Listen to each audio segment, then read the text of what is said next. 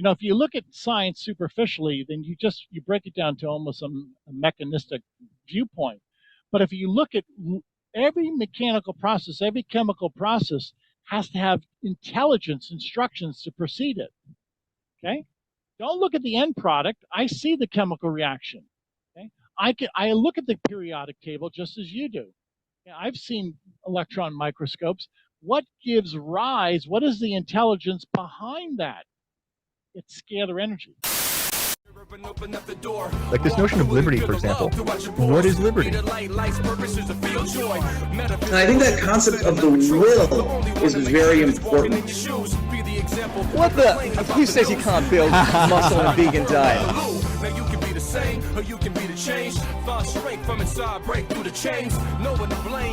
What's it like being a hottie in the vegan community?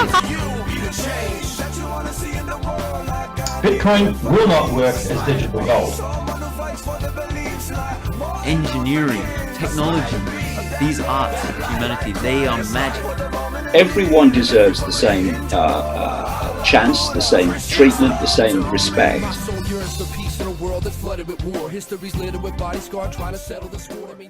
Ladies and gentlemen, freaks and geeks, you are listening to the most conscious podcast in the multiverse, The Crucial Journey. Tom Paladino is my special guest here. Now, Tom, you are someone that is a researcher into scalar energy. You are many things, brother. Before I get into this, perhaps you just wanted to give us a bit of an introduction into what you do. I know you do a lot of different things, but perhaps you can give us the rundown of who you are and what your journey is. I'd say I'm a humanitarian, and I want to make a difference in the world as you do. So thank you for this invitation. And together we're going to change this world and make the world a better place. Absolutely. I like that. A humanitarian.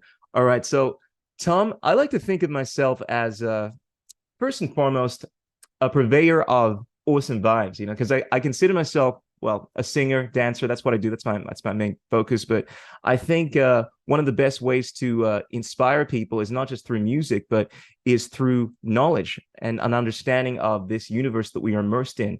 And I think there is no greater question than what is the underlying source behind this universe. A lot of people refer to this as God, Krishna, Buddha, Allah, the unifying field.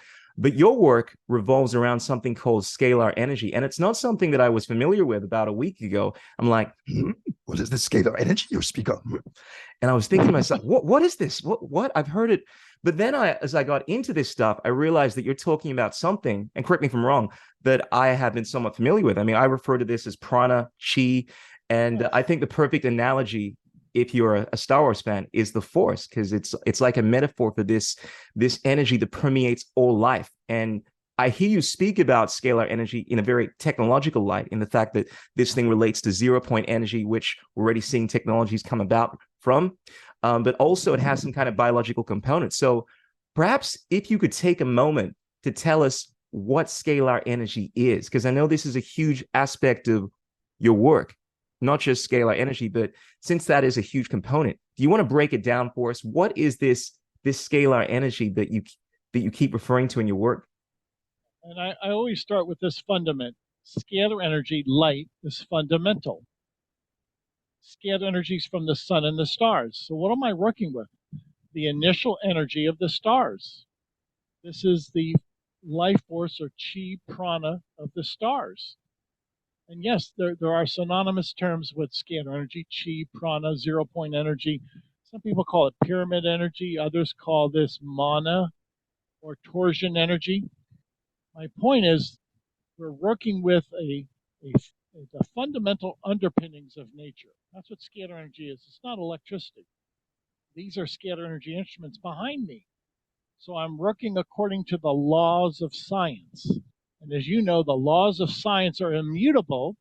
And if you can master those laws of science, then you can do incredible things. No doubt. So we're talking about something that is measurable here. This isn't just something in the realms of woo-woo science and metaphysical things that we can't prove in this Euclidean meat space reality. So I guess this thing has a measurability What is the science behind this thing? This is for the people that are always skeptical whenever I bring up things like chi, the force, and how you can tap into these life forces and whatnot. How has this stuff been manifested in the technological space?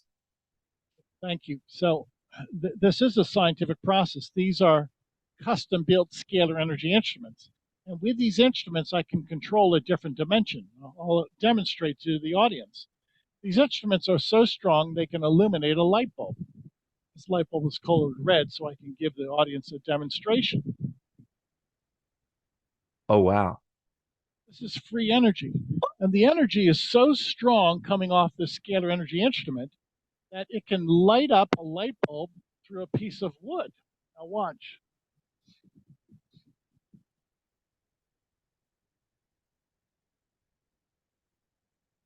So my point is, with this energy, it's the all-pervading life force energy. Nothing can stop it. It's free energy. It can provide power. It can provide an animation, even to a light bulb that I hold in my bare hand. So this is unique. This is not magnetism. That's not a magnet. That's not electricity. Now, with that in mind, where are we going with this? I've developed these instruments to work with people, animals, and plants in the quantum field. I don't work with people, animals, or plants in person. What do I mean? These instruments are designed to work with my bilocated version. My photograph is my bilocated version. So the instrument working in the quantum field works with an energy field. I don't work with people. People will email me a photograph, and I can access a person's force field or their quantum field through the photograph. Wow. Okay. So first of all, what you just showed us is amazing technology. I mean, I don't know how this works exactly, but it reminds me of the Tesla coil. Perhaps you can explain a little bit about how that works. But before I do that, we just moved into the realm of what I think a lot of people would look at as woo-woo. And I mean, to me, I've been brought up my entire life looking at things like that. But you're talking about healing people without them even being present. I mean, it's one thing when you can show us a light bulb and light this up through your scalar magic and whatnot. You know, that's provable. We can see that science. You can reproduce the results and whatnot. But when we're talking about healing people with a photo, we are moving into the realm of, well, an area of health that I think a lot of people aren't familiar with. So how does that work? And I mean, perhaps if you can just break down how both those things are working. Let me say this first. Nobody has ever duplicated my work except my predecessor, a man by the name of Hieronymus. He developed these instruments and I've perfected them. So Hieronymus is deceased, so nobody presently can repeat my work. So this is indeed cutting edge. My instruments, my technique is cutting edge. Now let me use this analogy to set this in motion. We're having a conference by communication by computer. Your image is in my computer. My image is in your computer. Obviously, we're not inside one another's computer.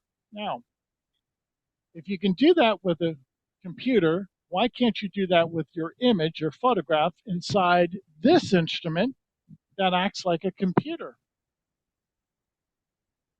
So we can communicate through a photograph just as you and I are communicating through a Zoom call. That seems plausible in theory. I guess in my mind, there's a distinction between information, transmitting information through computer. Obviously, we have established technology science to do that. And the idea of being able to,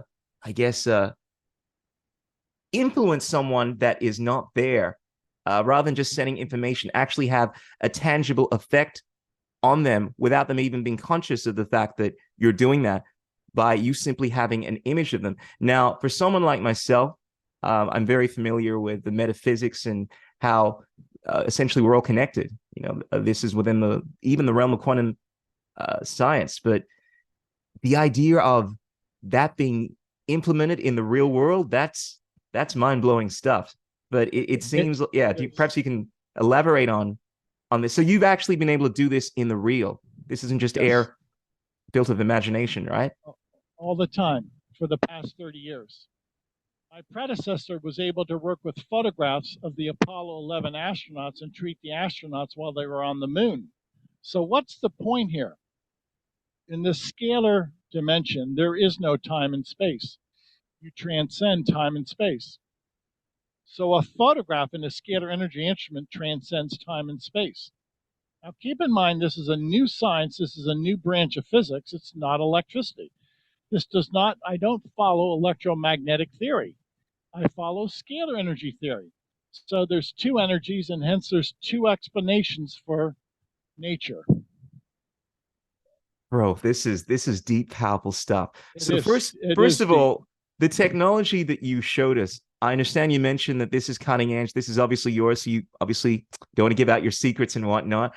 But because look, I've seen examples of being able to. I mean, obviously everyone knows about Nikola Tesla, the idea of using his Tesla coil to essentially generate energy, and we all know the story behind that. Unfortunately, the big corporations got involved, and we weren't able to get free energy. But being able to reproduce what you created, is that something that is achievable on a larger scale? Because I've seen stuff like that actually done. I don't understand exactly how the technology was implemented, but essentially people powering things with similar devices. You might be familiar with a guy called Maxwell Chikumbutsu. He was featured on one of my favorite documentaries called Thrive, where he essentially created a free energy device. And this thing is legit. Essentially, the Zimbabwean government was trying to steal this thing from him because he didn't want to give up his technology. So they locked this guy in jail. The documentary focused around getting a bunch of scientists to vet the technology. And they actually proved in the documentary that this thing is legit. It's basically 0 point energy in the sense that it's taking the ambient energy from any environment. And this was being used to charge anything from TVs, helicopters, to this guy had proven to the scientists, to the vetting department, that this thing was legit. And we are seeing more and more of these technologies. I saw a 13-year-old kid one time create somewhat of a similar device, essentially was able to light a light bulb with this technology. And I'm wondering, I mean, why don't we see this stuff all around? I mean, from what you showed me there, your technology is something that seems like it's sustainable. I don't know what it's drawing from. I'm assuming this is the scalar energy, but if this thing is reproducible, why don't we see this stuff all around the world? We should, and it's suppressed. That's the only reason that I can come up with. If this is good, it is. If it's safe, it is. It can benefit people, yes. Why don't we see this? It's suppressed. My work has always been suppressed. Even though I have incredible testimonies on my website, my work is suppressed. So, and you have to ask yourself why. Free energy will change the military-industrial complex. And that's the pushback. No doubt. I have no doubt. In fact, I know from my own personal experience, and I think it's pretty much exoteric now, that this information has been around for a long time. We've seen a lot of people go missing when they tried to disclose this. In the Thrive documentary, it focused around free energy, and they showed a list of all the people that had come about with these technologies that I believe were implementing scalar energy, and how coincidentally, we see these people going missing. And, you know, I for one don't really believe in coincidences in the classical term. I think they're mathematically unexplainable, but I think when there's definitely a lot more going on than meets the eye. But nonetheless, we are at this point in society where I think a lot of these technologies like yours are becoming mainstream. And I'm not sure if you're familiar with the Zeitgeist movement. This is from few years back now, I think almost a decade ago, but this focused around implementing technologies to create a sustainable society. So it focused on a resource-based society, but the idea was to use a lot of these technologies, like for instance, scalar energy, to create a society where we're no longer dependent on fossil fuels and so forth. Perhaps we could talk a bit about your work. I mean, I'm not sure if it moves into, but you mentioned you're a humanitarian. We'll go into the healing aspect of things, because I'm very excited as to the photography and how that's able to heal people and whatnot. But in terms of trying to get this technology out to the public, for instance, is your instrumentation, is that purchasable? How do we get this stuff to the masses so we can reshape the planet? Yeah, it's taken me a lifetime to build this lab, so I don't contend that I'm going to be able to reproduce a laboratory. What do I want to do? I want to introduce this to as many people as possible by way of a photograph. Now, with my limited funds and my limited time, how can I prove this? I can prove this to people through a photograph. Okay? It would take hundreds of millions of dollars to position these instruments around the world and then prove it to people. I don't have that, and I don't have that time. So what is my point? Today, we accept photographs from people around the world, and we work with their photographic force field. We treat the photographic quantum field, not the biological field, and people feel better. And by those testimonies, then our movement is spreading through word of mouth by way of treating people's photographs. I never treat people, I treat their photograph. That's very interesting. This reminds me of the work of Edgar Cayce, I think it was the 20th century sleeping prophet. This guy was able to cure many illnesses by putting himself in this trance-like state and essentially healing people. And I'm not sure if a lot of his patients needed to be in the room, but I guess the fundamental theme was that by tapping into this state of consciousness, he was able to diagnose what was wrong with people without any of the classic scientific instrumentation, and essentially cure people. And the work that you're doing, in the fact that you don't need to be in the same room as these people, seems somewhat reminiscent of that. And look, I gotta be critical about this stuff, because I'm sure my podcast likes to bring in the freaks as well as the scientific skeptics and whatnot. Now, obviously, there is a distinction between the Scalar device that you have here. It seems like it's workable. Now, I understand that you mentioned it's going to cost a lot of money to essentially get this to the masses, because I know there is a vetting process. Anytime you want to get something like this out, you have to go through boards and whatnot. And more often than not, these people don't want to accept anything that goes against their scientific laws. I mean, this is the same problem Maxwell Chikumbutsu received. A lot of people, even though we've seen this thing and it's the government in Zimbabwe is trying to implement this technology, he won't be recognized. He won't get the patenting license because it's not recognized. They just don't accept it. In the realm of the work that you're doing, healing people through photos and whatnot, how do you, when it comes to verifying when people are healed, what you're seeing testimonies, I guess, from people that have given you their photos. What kind of evidence can you bring to the fore in regards to the legitimacy of the work that you're doing around healing people? And that's a good point. And we have to make the distinction that I have many testimonies on my website, but you still have to make the link between the photograph and the person. Can people prove that I can actually find a person through this instrument? It's theory. I can't prove that myself. No. So we have to rely upon testimonies. This is one of the testimonies. I'm going to show that to your audience. Okay. This individual, I work with this individual by way of their photograph. I only work with photographs. And after I work with this individual reported that they no longer have a viral load for herpes. The two back-to-back test results are no viral load. Now, can that be proven by Newtonian physics? No. You can't prove anything but that a photograph will accept a signal and connect to a person. I myself cannot prove that yet. I can theorize, but this science is so new, we can't prove that. But here, this is what is the very crux of the matter. Everybody that I've ever worked with herpes, if I work with that person by way of their photograph, and if that person has a follow-up PCR test, the test result is always negative, no viral load. Now, that's beyond chance. I've worked with hundreds, thousands of people. After I work with people with their photograph, nobody has a viral load for herpes. Nobody. That's powerful. That's powerful. And, obviously the critics always, make the argument that, what's the phrase, causation, essentially the results don't prove that this is legitimate. But to me, from a scientific perspective, real science is based off of empirical data. You observe the universe through experiences we were we have findings in regards to what works and what doesn't. If we're getting all these different reports of people healing shortly after you've done this work, I mean, it reaches, granted, there are certain things that might be able to be explained for other reasons, but when you're seeing something happen time and time again, and it's proven beyond the realm of probability, obviously we have to give credence to that. So you obviously have eyewitness reports. What kind of health problems have you been able to cure from this kind of stuff? And what time frames have we looking at? Like, what's the strongest case of someone being able to be healed from this thing? And outside of, I mean, has it just been limited to viral diseases?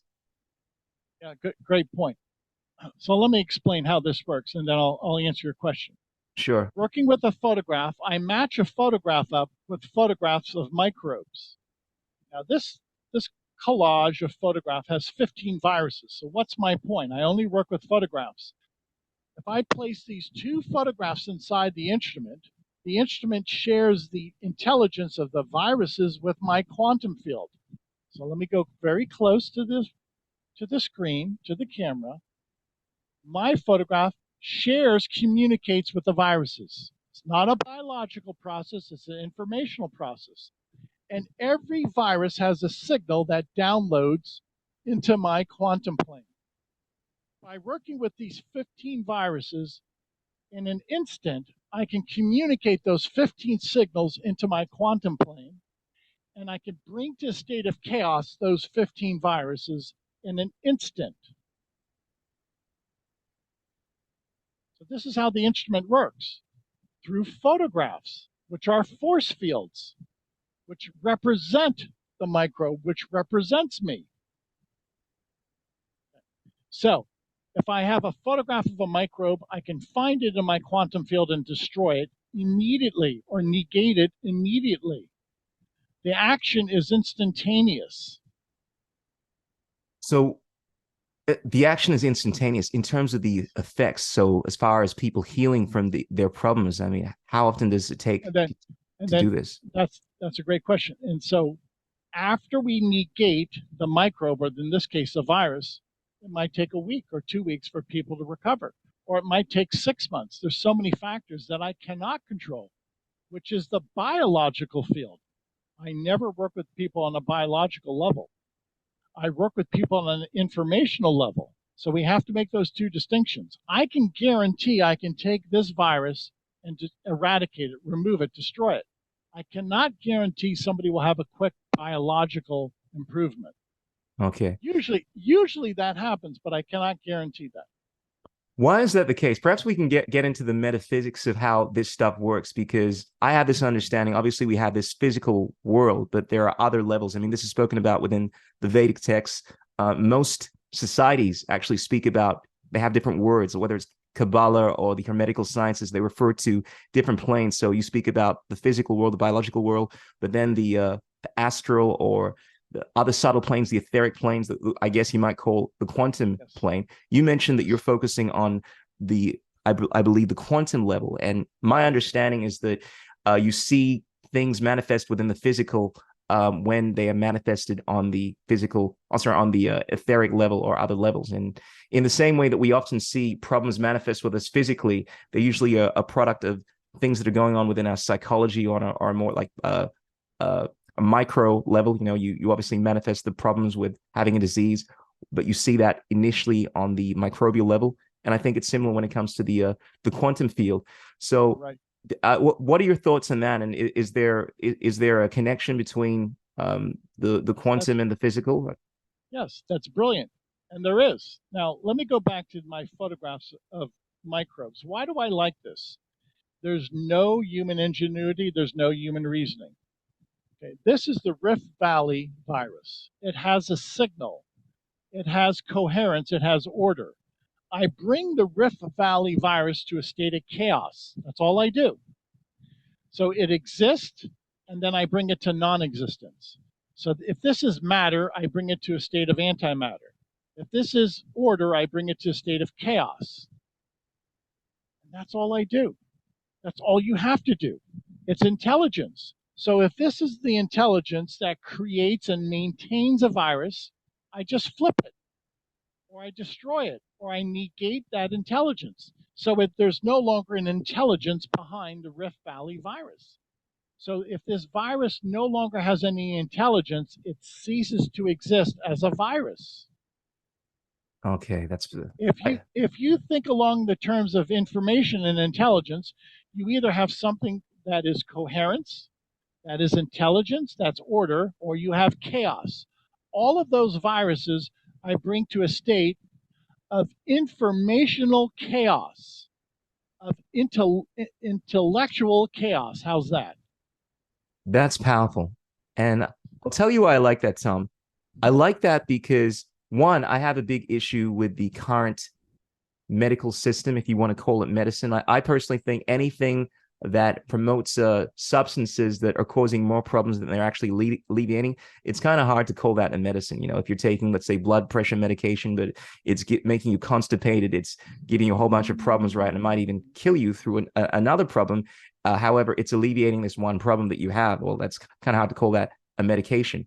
But the kind of approach that you're talking about, if it's effective, and I'm assuming it is, it's getting to the underlying root. And I'm presuming there are no downsides to this. I mean, that's a question for you. Are there any consequences to this kind of treatment? And can it be used inversely? There are create... no. Yeah. Good question. There's no consequences. Why? I'm going to go back to this collage of 15 viruses. There are 15 different intelligence or 15 different information bodies. I simply negate the information body. It's not a biological process. You cannot have an allergic reaction to scalar energy. It's non-physical. You cannot have an allergic reaction or chemical detox with information. You need a biological reaction to produce some type of detox or allergic reaction. All of my work is non-physical. So the non-physical intelligence that holds together those viruses, I remove, I negate, I destroy. Sure. What you will. Sure. And with that, it's only a removal of the intelligence of the information. Hence, there's no biological consequence because I only work on the informational level. All right.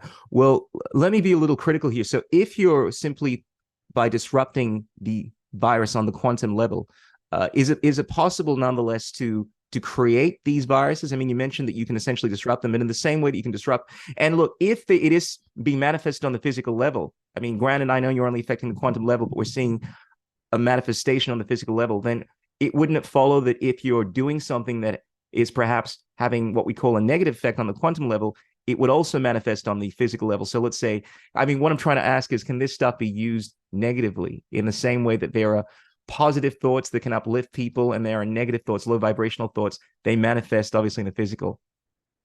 Absolutely, yes. And that's one of the reasons why I guard this technology. Now, keep in mind, all I need is a photograph of a person. People willingly send me a photograph. Well, let's just say that nefarious forces had this instrument and they found out a way to deliver the energy in a harmful fashion. That would be terrible. It would be. One of the yes. Let's just be blunt, and that's one of the reasons why I don't share much of my knowledge. There are some things I know about this energy that I've never shared publicly. I don't intend to. These are powerful tools. My predecessor was a man by the name of Galen Hieronymus. I met his wife. I never met him. She slowly taught me this art, this science. And she entrusted me with a great deal of knowledge that I've never shared with anybody. Why? Because it has to be guarded. This is powerful. This is a force of the universe. This is the fundament of the universe. And to control scalar energy, essentially you control nature. That is powerful stuff. And bro, I gotta unpack this for you, because it's my understanding there are many different healing modalities that can be used that work on the quantum level. I mean, even in my culture, I come from Ghana, and you're probably familiar with voodoo, right? Well, we have something in Ghana called juju, and essentially it deals with the same principle of you have something called a witness, for instance, a strand of someone's hair or representation of them, like some kind of like a doll or something like that. And because there's a quantum mechanical explanation for this. Everything is interconnected, So if you take something from someone, you take, let's say, their doll, and obviously it's something that has connected with them over a period of time, and even though that doll is no longer connected to that person at a particular point, you can influence the doll and you can influence them, even if they are, in theory, light years apart, right? Because everything is in contact. And you see in juju people using this in order to do pernicious things, like to cast spells and so forth. And all of lore, whether it's in Africa or shamanistic societies, there are all these different techniques that are used to sometimes bring about good, but also, understandably, because it's always not about the tool per se, but it's about the wielder, but often bring about a lot of negative things. And this is why we see within the history of the planet that I think people have always been very weary of people that deal in these sciences, because essentially that's what they are. I mean, when we're talking about the occult, which essentially means that which is hidden, so scalar energy can be considered occult because the scientific community doesn't understand how that works. That applies to many of the sciences now that we consider to be just mainstream science. So it's interesting to hear you talk about these things, how you tend to protect this technology, because the truth is there are other forms of this technology. I mean, this is not just from my cultural heritage, but all around the world that have been misused. And I would actually argue that there are people in the establishment that actually wield a lot of these technologies to do a lot of harm. I mean, I'm very familiar with things like Enochian magic, but there are people that are practitioners of a whole form of things dealing with the essentially manipulation of people through psychology, through hidden modalities and whatnot. So it's just something I wanted to share, that I respect you for protecting information. But yeah, there are other forms of that going on, that technology. You're absolutely right. I've always told people the human mind and the heart are scalar energy vessels. The fact that you can think is a scalar wave. The fact that you have emotions is a scalar wave. And I always ask people, what do you think gives you your circadian rhythm? Why does your heart beat? It's scalar intelligence. I can guarantee you it's not a biological function. That's the end product. What gives the information to the heart? Why does a heart beat? Where does it receive the instructions? From scalar energy. Where does your mind receive those instructions? It's scalar energy. What's my point? We've seen people use the mind or the emotions, the mind or the heart, for good or evil. Okay. This instrument essentially controls those brain waves or those emotions. Brain waves and emotions are scalar waves. Okay.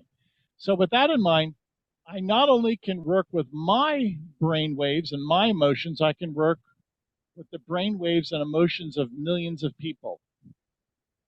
Today, earlier in my laboratory, I was working with 500,000 photographs. I was connecting with 500,000 people through their brain waves and their emotions.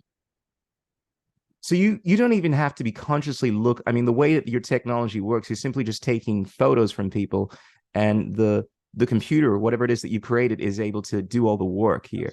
So is there any advantage to, because you mentioned that essentially we are, this is the impression I got, we're scalar beings, or at least we're using scalar technology as through our biological vessel.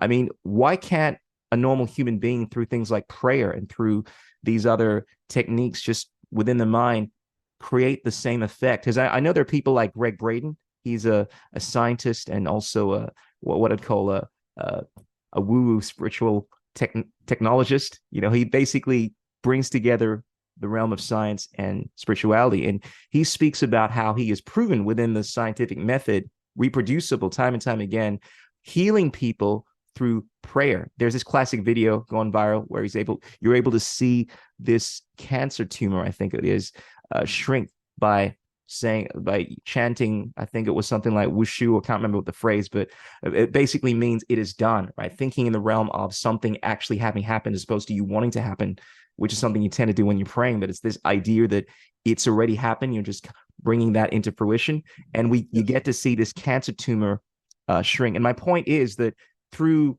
prayer or through this technology, which is just done by him, he's able to achieve a very powerful thing. What's the difference between you doing that on your own versus you using the technology that you have through the photos and whatnot?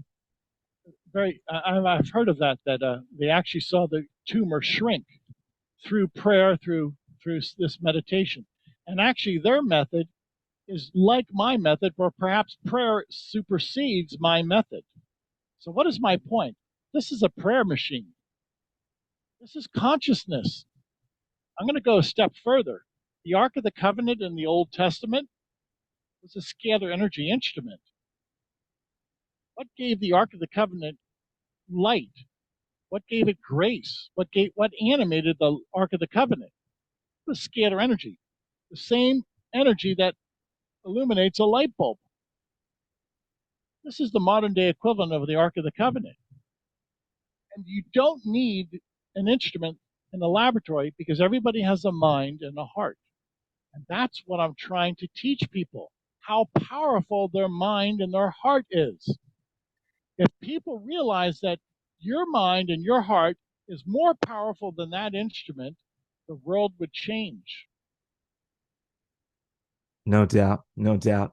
So how'd you get started on this path? Is this something did you start off as a scientist and you moved into the realm of scalar technology? Was it the other way around? I mean, what's been your journey in regards to discovering this technology and opening your mind to this?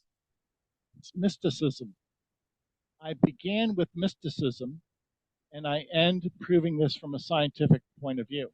A lot of people say, Tom, how did you discover this? God gave me the wisdom. I did not start with deduction. I end with deduction. The afflatus, the information, the wisdom that God has given me allow me to make scientific discoveries. I did it the opposite way around. Now, if you had to do this by deduction and you had to prove everything, it would take you thousands of years. I don't live that long. How did I start? With mysticism. God showed me the way, and then I proved it in some type of functioning model as this. Tesla was the same way. If you read Tesla carefully, Tesla said he had flashes of light. His mind would be illuminated. He had a physical manifestation many times when he was trying to sleep at night, flashes of light, illumination, scalar illumination. And God would show him an invention. God has showed me this invention. We do not start from a blank piece of paper. God, through mysticism, shows us. It's so interesting to hear you say that, because whereas we know that's the case with Tesla, it's a common thing you find where these scientists often have these revelations. And I say this because, well, one, the guy I mentioned from Zimbabwe, Maxwell, he actually speaks about, he has the same Genesis story to his creations. He speaks about how this guy comes from no classical understanding of technology, but spoke about how he just started learning this stuff himself, and he got inspirations through what he calls God, essentially, about how to create these technologies, like the free energy device he created. And this is a common theme you find within, I mean, people often delegate science to the realm of, oh, we don't believe in anything to do with God and all this woo nonsense. But a lot of the scientists, like the creator of the scientific methods, Sir Francis Bacon, was a deeply religious man that didn't start off as an atheist, but essentially started off as someone that was wanting to prove the nature of reality, God, essentially, and went about making his scientific discoveries. And I always quote him whenever I'm speaking to the materialists that don't believe any of this kind of stuff unless they can verify it, right?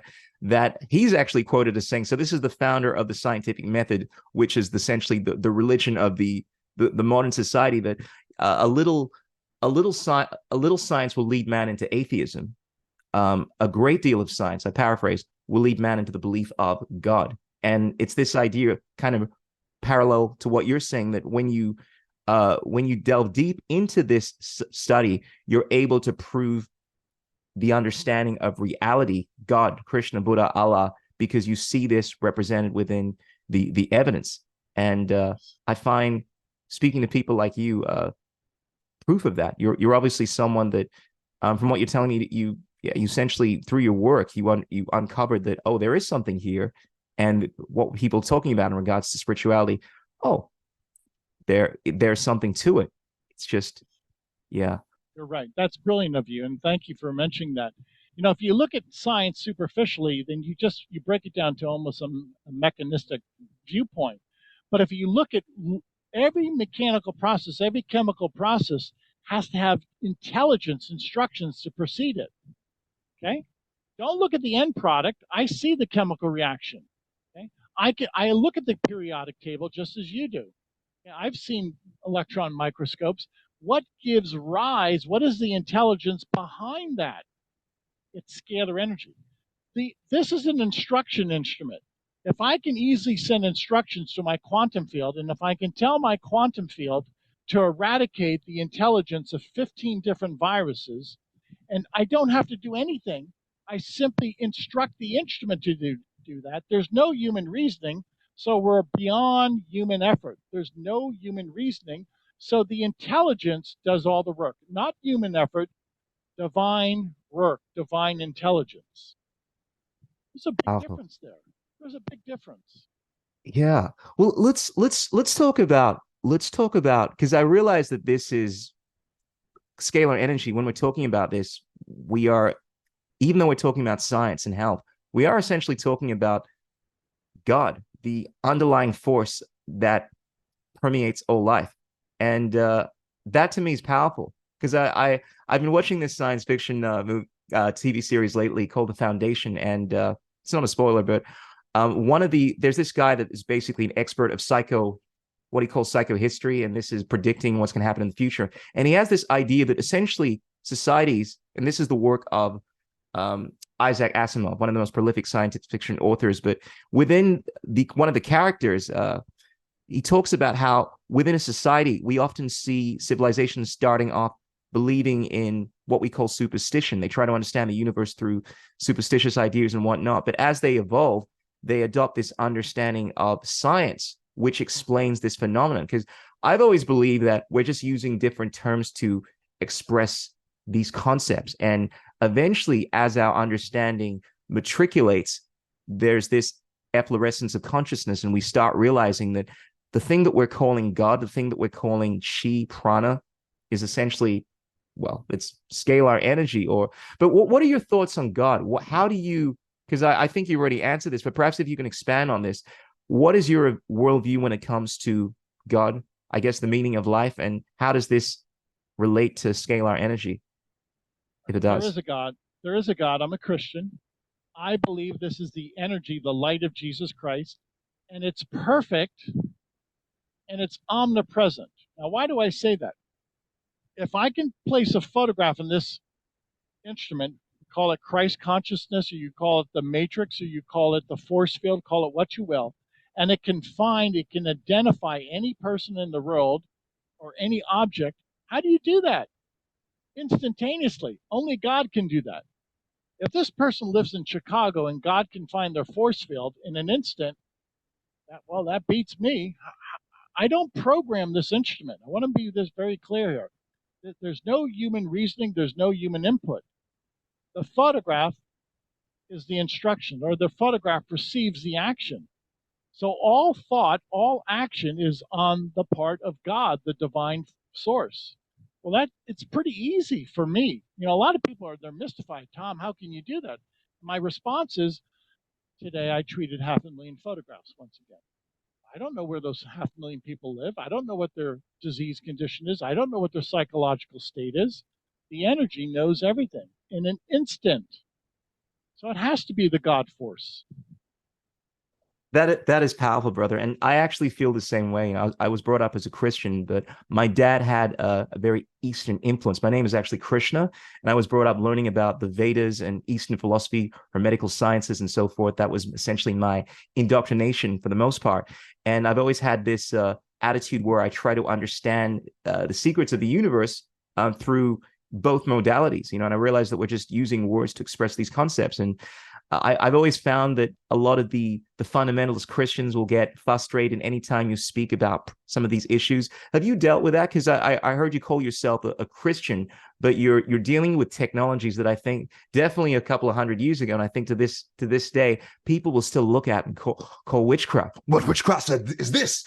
you must be in league with the devil. You must be you get all of that stuff with the Christian community. Have you dealt with that? And most people today are open-minded. Maybe 30 years ago when I was younger, they were more closed-minded. But now people realize if you're following the laws of science and God created science, then you're working hand in hand with God, with the laws of science. Now, that's the key to my work. This is not subjective. This energy does what it wants to do. It operates on its own self-directed course. So I follow the laws of science. Who created the laws of science? The creator, God. So there cannot be any distinction here. You cannot say God contradicts himself. He never does. As long as you follow the laws of science, you're morally correct, and obviously you're scientifically accurate. Oh, that's a big one, because we live in this world where we are seeing a lot of these scientific technologies being used to essentially coerce people, to control them. They're obviously potentially very destructive. Not to say that the technology in of itself necessarily is bad, but it can often be wielded to do negative things. I alluded to this with even things like prayer. Inversely, that can be used to cast negative spells and what do they call it? Put hexes on people and all that kind of stuff. And we've definitely seen over the last few years, without mentioning these technologies, because I want to get this stuff obviously on social media, but we've definitely seen certain things that can be used to suppress people, control people on a technological level. And what are your thoughts on that in terms of when technology becomes not congruent with God? I mean, this is a very open-ended question, but I just wanted to touch on this because I think it's an interesting point. That's a good point. So let me say this about our modern day age. Mm-hmm. We have great technological advances. They have to be matched side by side with great morality. Great technology must walk hand in hand with great morality. For instance, I'm not in favor of the atomic bomb. I think that was a foolish thing to do. And that was a lack of morality. Well, even though we can create an atomic bomb, does that give us a right? Does that give us the obligation to create an atomic bomb? No, that's indiscriminate killing. So yes, we have great technology. I wish we would have never invented nuclear bombs, atomic bombs. What's my point? Those who worked on the atomic bomb should have had greater morality and said, no, this is an incredibly destructive bomb. We can't do this. As I mentioned to you, there's some things I understand about this energy. I'm not going to broadcast it. I won't make this public knowledge. Absolutely. I think we are seeing this question, particularly in the realm of artificial intelligence now. No doubt you've been seeing the rise of these incredible technologies that can be used to bring about so much creativity. But as you'd imagine, we're realizing, in fact, this has always been the case, but there's always been this threat of a Skynet situation where this AI emerges and is able to, let's say, wipe out the planet. But this is actually a real concern for a lot of the creators of this stuff at the moment. OpenAI has actually been having this conversation with governments in regards to how to regulate this technology, because on one hand, it's actually been used to solve a whole bunch of problems and so forth. But I recently watched a documentary on how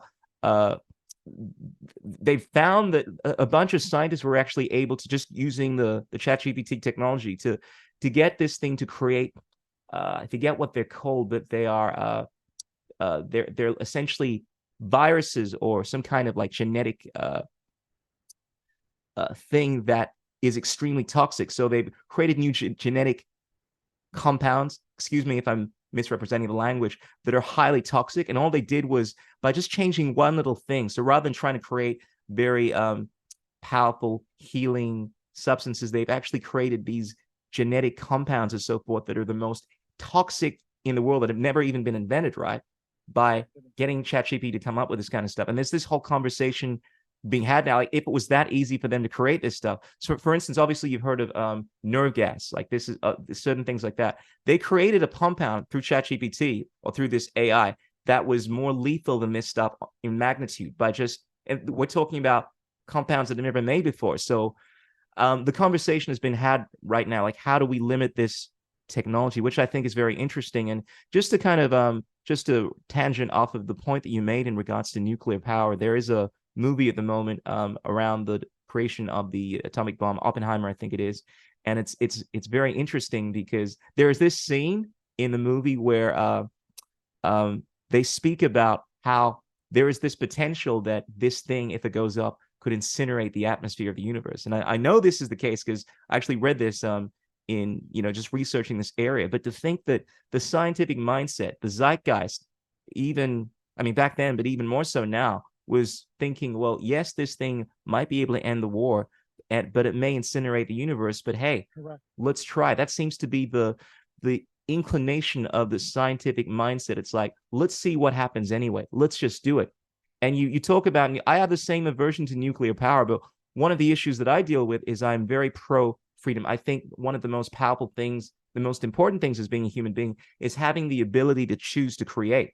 And there's this battle between the suppression of that versus the efflorescence of that. I think I think of Aristotle speaking about eudaimonia, which is what is supposed to be to your flourishing, to essentially live, providing you're not harming anyone in the process, to live for your own personal flourishing. And by creating these technologies like Scalar, we're able to do that. But as soon as we say we're not going to allow people to create this because of the potential, and with nuclear power specifically, you mentioned nuclear bombs, but nuclear power, it can be used, I don't know if sustainable is the right word, but it's been used to essentially fuel a lot of societies. So these are the things that I think about. And just on to you, just riffing off of this, what are your thoughts on that? You're right. There's a duality. Here's a simple analogy. I use a hammer. Hammers are very constructive. They allow me to build or pull out a nail. But some people have used a hammer and they've hit somebody. They've created an assault with that weapon. So if it's that simple with a hammer, then it's cut and dry with whether it's AI or whether it's scalar or nuclear power. So as we advance as a society, God forbid if we don't have matching morality, we'll be out of control. These instruments are becoming so strong. Our technology is so advanced. You're right. We're going to annihilate ourselves if we don't have guardrails, if we don't have a moral compass. Absolutely. The kids have found the matches. I've heard this quote that our times are riddled with this issue where our technological advancement has overshot our spiritual advancement, and we now have the ability to completely obliterate the world. I think of this JFK speech. I think he says, man holds within his hands the power to abolish all forms of human life and human aspects. Yet the same revolutionary beliefs that our forebears fought are still at issue around the globe. The belief that the rights of man come not from the generosity of God. We need to have our freedom, and they shouldn't be restricted. But we have this tremendous power now to obliterate all life, and it comes with responsibility. And I think this is the realm that we're moving into. When I think of scale, I am someone that is deeply into this technology, and I'm so glad I've been able to get you on this, because for at least probably 20 years now, I was involved in the zeitgeist movement. The idea of being able to sustain society through these technologies, because we're at the point where this technology is there. 0-point energy is not something built of air and imagination. There have been so many other people. I know you say your work is very secretive, which it is. I've seen this kind of technology so many times on the internet, and we've seen this. It's here, but we don't see it manifest. And I think we can address so many of the problems we're facing in the world. There's still people, more than half of the world goes to bed with empty tummies, but we have this technology to essentially create. We're at the point where I think we're able to, once you create energy, once you can use energy as easily as we're doing now, the next step is to create abundant life. And obviously you alleviate the problems of hunger and so forth. And with free energy, we can actually start focusing on goals. Like one of the things I love about Star Trek is they move from this realm of society moves away from dependency on once it has all of this energy and so forth, they're able to focus on star travel, because everyone has abundance and no one needs to go out and work and so forth. And that's why this work is so important. Exactly. If scalar energy becomes the norm, I've said this many times. Nobody should have to work more than 15 hours a week. We should reduce the work week to 10 hours a week. Why? Everything's provided. This instrument allows me to do the work of 1,000,000 people.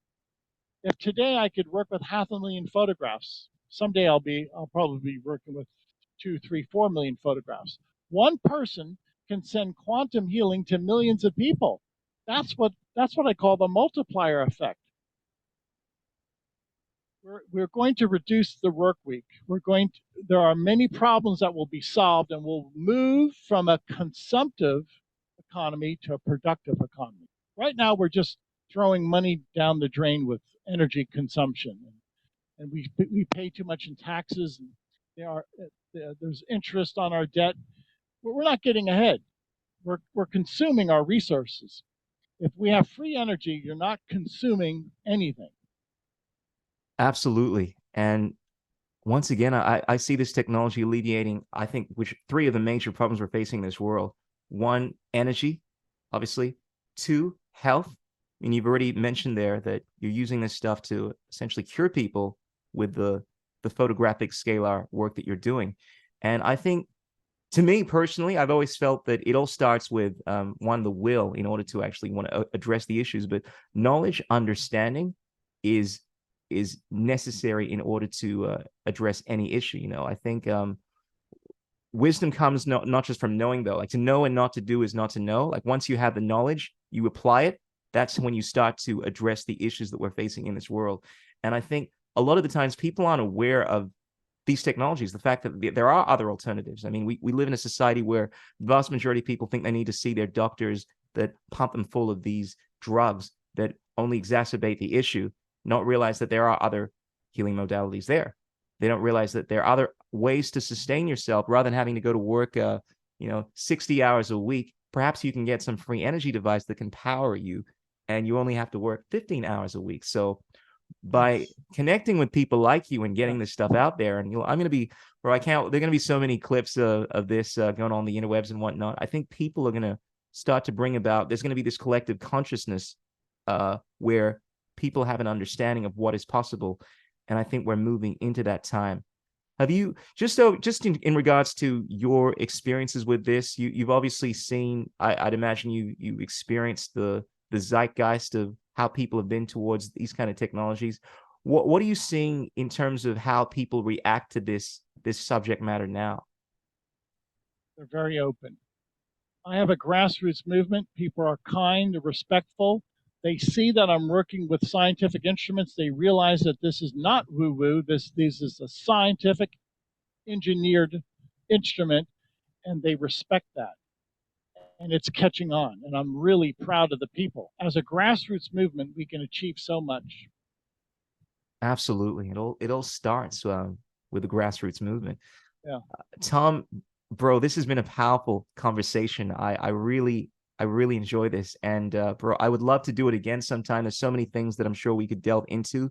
But listen, if people want to get a hold of your work, because we've only just touched on the photographic healing, which I know is a big part of your work. And if people want to perhaps learn a bit more about that, how do they get a hold of you? Obviously, I'll put your links down here, but what's the best way to get in touch with you? I want people to sign up for a 15-day free session. You're going to email us your photograph. Scalarlight.com. SCALAR, scalarlight.com. You prove it to yourself. This is a new science. These are groundbreaking instruments. It's never been done before, with the exception of my predecessor, Hieronymus, who is deceased. So try it. Send us your photograph. We'll balance your chakras. We'll provide nutrients. We'll identify microbes, and we'll eliminate the microbes from the quantum plane, from the informational plane. And then after 15 days, you decide how you feel. I like that. I am definitely going to take you up on that offer, brother. You know, I think we can all benefit from improving our health or aspects of our life. So kudos to you there. Ladies and gentlemen, Tom Paladino. Can I just say, I love your name. But to mention, it's kind of corny, you know, but I used to play Dungeons and Dragons as a kid, and I'd always play the role of the Paladin. They were like my go-to because, you know, they're both the perfect synergy of conscious, like they're strong, powerful warriors, but they're also like spell casters and magicians. They're essentially the modern day technologists, and I think that's a very fitting role for yourself. Obviously, you are a light worker. You're doing great work, and you are also very well versed in the spells, the esoteric mystery school knowledge. You're able to essentially manipulate this reality through Scalar and whatnot. So, Tom Paladino, I love it. What is your background, just out of curiosity? Like, whereabouts are you from? I know you're based in Florida, but Yeah, I'll give you my genealogy, okay, if you will. On my mother's side, I have Austrian and Irish blood. My dad's side, we're both Italian.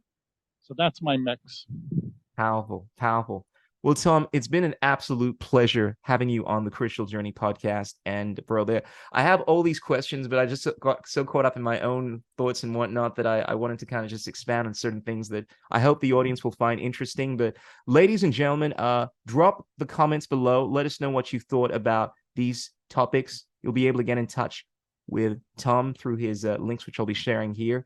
And as I always like to say, remember, there are 3 things that cannot remain hidden for long: the sun, the moon, and the wisdomatic truth bombs of this scalar energy technology by Tom Paladino, my brother. Thank you so, Tom. God bless you. Thank you for your amazing work and your knowledge, and just all the work that you're putting out there, man. I know this stuff is very important, and it definitely comes with risks as well. Anytime you are pushing the boundaries of science, there are obviously going to be a lot of detractors and whatnot, skeptics, but kudos to you. I salute you. You are a scholar. You are a gentleman, and it's been an absolute pleasure connecting with you. I'd love to do this again sometime. I'll be in touch with you, man. I'll got you on my Instagram.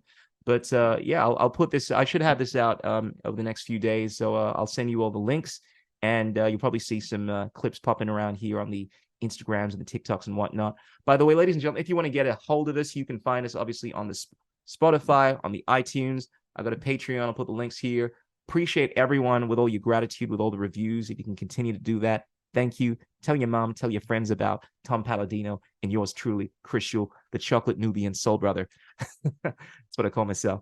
Tom, thank you once again. I appreciate you. God bless you. Surya Namaskar.